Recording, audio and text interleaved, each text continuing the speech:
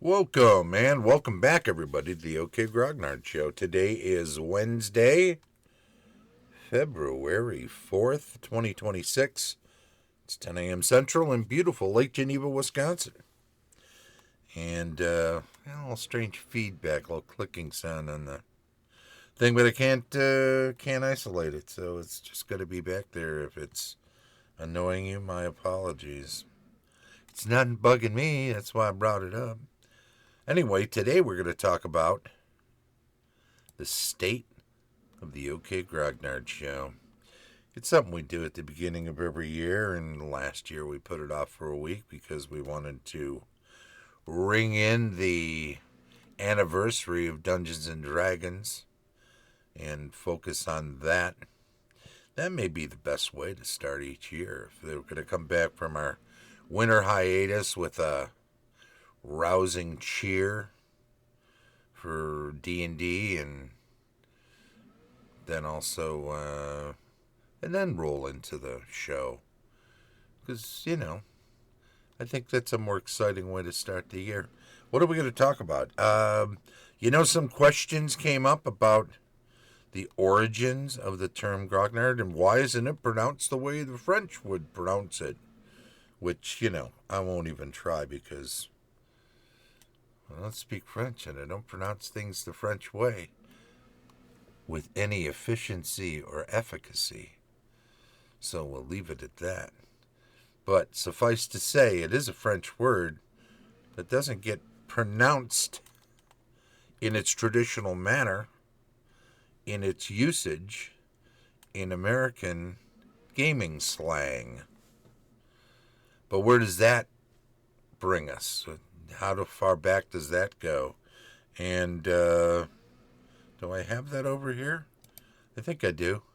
Yeah, so this is a screenshot from years ago. It was originally on Alan Emmerich's website, but then it wasn't for a while. And I think I used the Wayback Machine to find this screenshot of its original.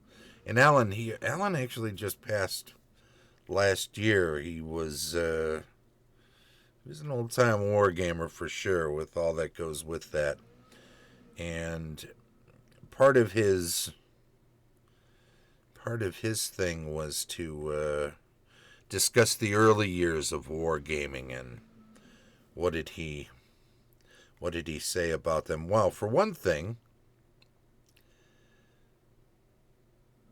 let's just read it real quick. We frequently bandy about the term, American pronunciation, grognard, among our fellow wargaming hobbyists. Often online and in print publications, people have speculated about the origin of this label for veteran wargamers. Who coined this term that has been adopted as a part of our hobby's lexicon? How did it get popular? And what is its root meaning? Allow me to present the real story, as told by the Dean of Board Wargaming himself, Jim Dunnigan. The term grognard, as applied to veteran wargamers, was first coined back in the early 1970s by John Young.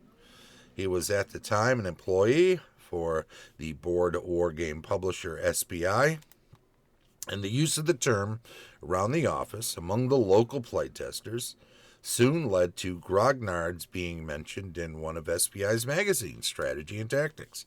Several 100,000 wargamers picked up the term from that publication, and it spread to computer wargamers, as the board wargamers, the ones with PCs, of course, were the first people to snap up computer wargames when they appeared. Consider this a first-hand account, not an urban legend. I actually heard John Young utter it the first time and was one of the people who razzed him about it for some time thereafter. I was also the one who actually put the term into circulation in Strategy and Tactics during my tenure there as editor. And he's talking from Dunnigan's point of view here. Alas, John Young passed away in 1976, or was it 77? I can confirm that also. I was at the funeral. Now you know, so saith Jim Dunnigan. Grognard, a soldier of Napoleon's Old Guard, a veteran soldier, grumbler, literally meaning a grumbler. According to the Oxford English Dictionary, 2nd edition, Grognard, slang, an experienced wargamer. John Young, Strategy and Tactics magazine.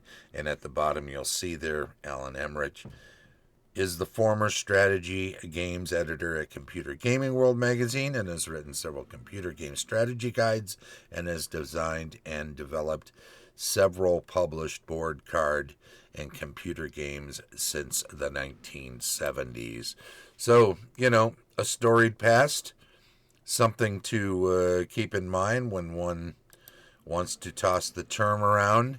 I think it's also worth mentioning that was a term originally used for old war gamers, but then it became a term that was more widely used for any gamers of that era or who played older games from that era. And that is to say, it was inclusive of board war gamers at the time and early RPGers once we got into the new millennium. Once we were past 2000, say, 3rd edition Dungeons & Dragons was published, then a lot of people that played the earlier editions, even before the OSR rose in the late aughts, 2008, whatever it was, even in the early 2000s, people were referring to folks like myself as a grognard because of my early RPG roots, not even my early wargaming roots, which were there as well. What else do we have for... anyway, that was the history of the slang usage, and I thought it was important since it was coming up recently to make mention of it in deference to the title of the show, right? Hey, I wanted to thank... I don't know if this is going to show up very well. Yeah, Grimm's Fairy Tales. There we go. Eleanor Abbott, the artist that did some of the panels inside here. Illustrations. She, this was a gift. This is a 1942 version, originally published in 1920. Charles Scribner. And,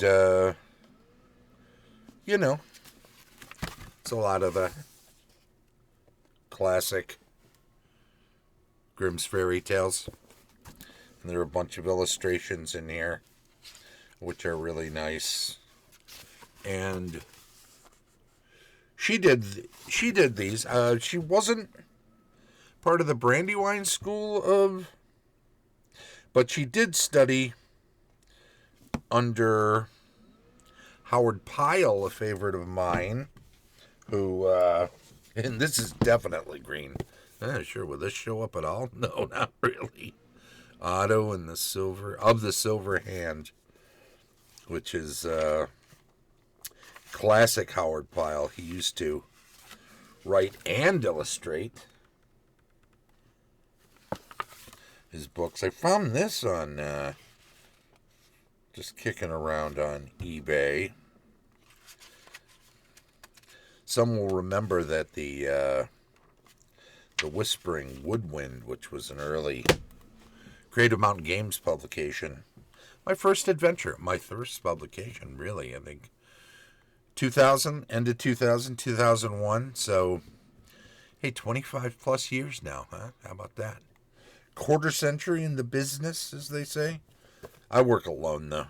I don't know if that many people that are in the RPG industry consider me part of the industry, because I don't really write a bunch of stuff. I don't do any interviews. I don't interview people on the show. It's not it seems like it would be an extra job. I'm trying to do less work as I get older.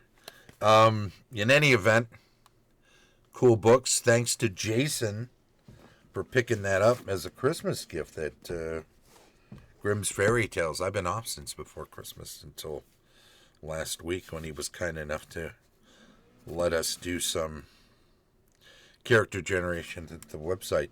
Hey, the White Company. I wanted to talk about this a little bit. Let's see if we can go back to this.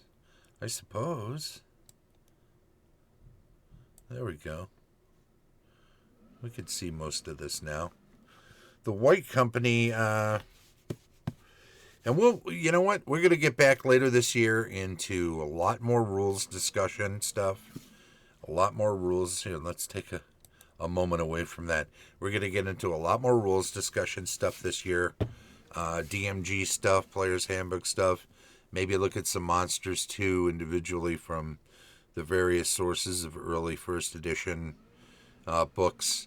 We're going to herald the 3 Lake Geneva gaming events, right? Gary Con, we'll do a before and an after show. EGG Con in July. And Dragon Days Festival in, is it late September or is it early October? It's a ways away, but keep the date open.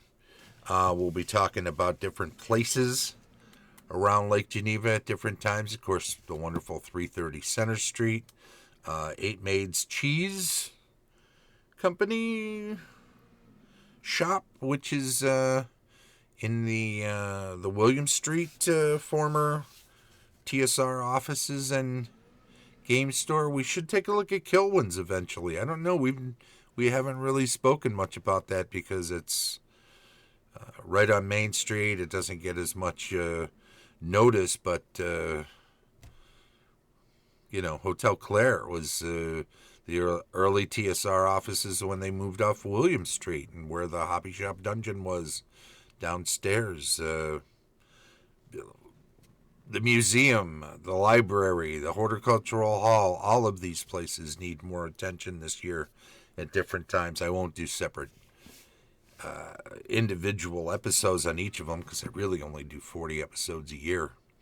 And if you count the 6 before and after for events, and you count the opening and the closings, you're down to 30, and then if you want to put at least 15 to 20 rules discussions in there, you only have 4 or 5 left, and there will be, sadly, some memorials, I'm sure, as our older friends pass and get out of the game industry. And we'll want to highlight some people here and there. And let's do an art episode somewhere in here. Those are kind of tricky because the copyrights and stuff, you don't want to just, you can show people stuff and credit them, but you don't want to overstep. But lots to do. And I want to do some live generations. My friend Dave O'Brien, one of the Patreons of the show, is doing a 52 characters in 52 weeks for the 52nd anniversary of Dungeons and Dragons, and I want to discuss that a little bit, but also create some characters and create some other stuff online. Oh yeah, let's get back to that. We were talking about the White Company and its subsequently published, preceded by Sir Nigel, it says on Wikipedia. In any event, these are 2 historical novels that take place during the 100 Years' War in England, France, and Spain between 1366 and 1367. It's about a military company, the campaign of Edward the Black Prince.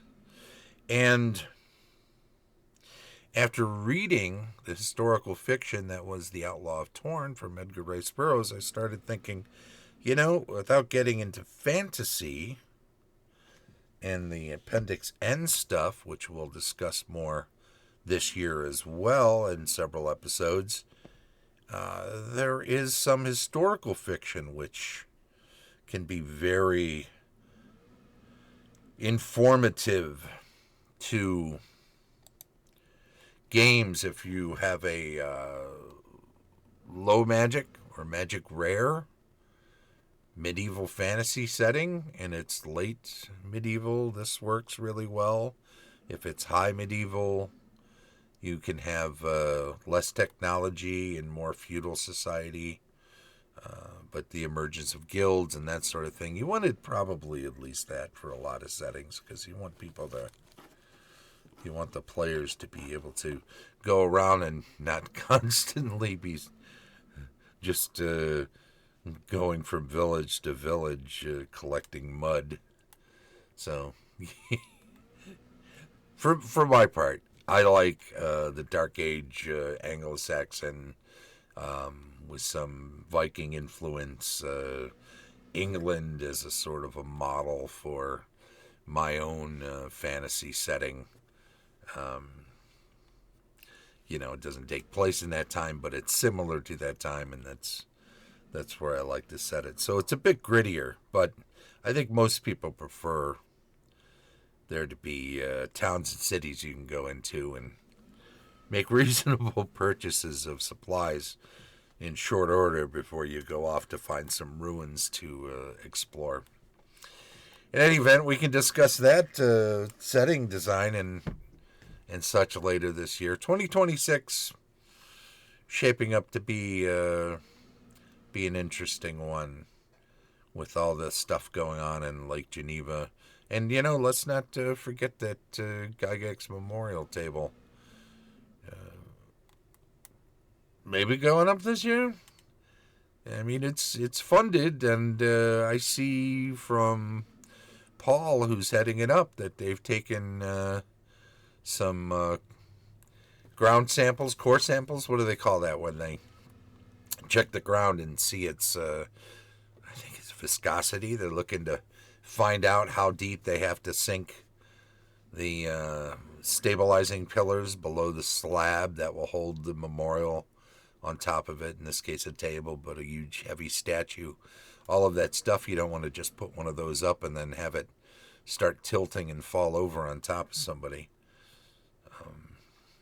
In any event, there's quite a bit that goes into it, and they're sourcing the marble. I saw that they had been doing that as well, so it's moving right along.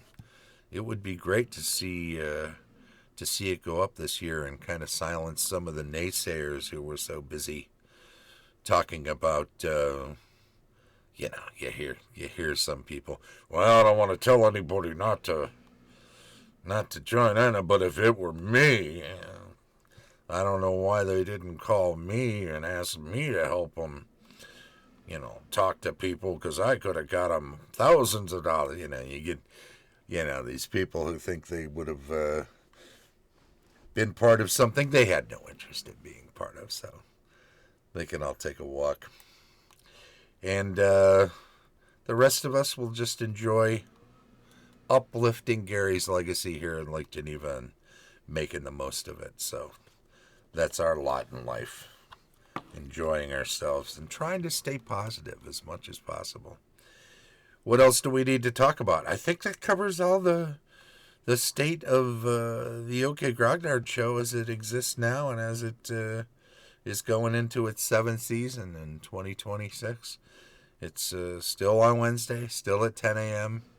We do it live here. We're almost at 20 minutes, so I'm going to say thank you. Thank you very much. Let's do a little something in the chat there for those that are lurking around. And, hey, we've had some more Patreon supporters, and I appreciate y'all. And I'm putting you down in the credits there. There's Vince. Hey, Vince, thank you. This has been the OK Grognard Show. We've been talking about the state of the OK Grognard Show. Streams live on Twitch every Wednesday at 10 a.m. Central, and then it's archived on YouTube, so make sure you like, subscribe, follow, all of that fun stuff, and tell other people. Please tell other people. Let other people know about the show if you enjoy it. And hop over onto our new Substack and subscribe over there. And then support the show, even at the free level on Patreon. Join such illustrious patrons as Tom Tullis of Fat Dragon Games, Carlos Lysing of Castle Entertainment, Heath Farndon of the Antipodean D20, Dave O'Brien, unauthorized user, Dethangel Shadow, Heidi and Eric Gygax Garland of Gaxland, Vince Ragusa of the Maroon Room, excellent prog rock band, Daniel Caldwell of Griffin and Gargoyle, Martin Thomas of Daddy Roll of One, wonderful YouTube channel with all sorts of old school early D&D information, Christian Garcia, Stephanie Lesniewski-Gruchow, Cera Toppilopkus, Colin Szablewski, Sergeant Zeno, Bruiser, Nate Mosier, Kevin Shelton, Rod Garcia, John Smith, and Shane Bradley. As always, DM Extraordinaire. This has been the OK Grognard Show from beautiful Lake Geneva, Wisconsin. Thank you, and bye-bye.